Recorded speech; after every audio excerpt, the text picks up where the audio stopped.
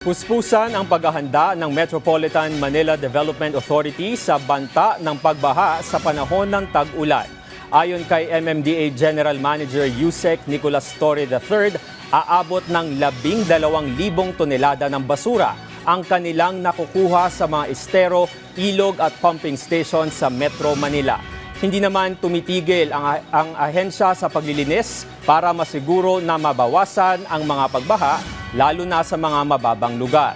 Kasabay nito, hinimok ni Torre ng kooperasyon ang ating mga kababayan na pairalin ang disiplina sa sarili sa simpleng pagtapon ng basura sa tamang lugar. Dagdag pa niya, magiging matagumpay ang kanilang mga hakbang kontrabaha kung magtutulungan ang pamahalaan at ang publiko.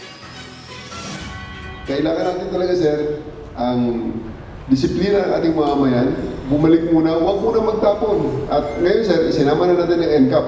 Yung mga nahuli namin, sir, na nagtatapon ng basura sa mga estero, huli ng ating camera.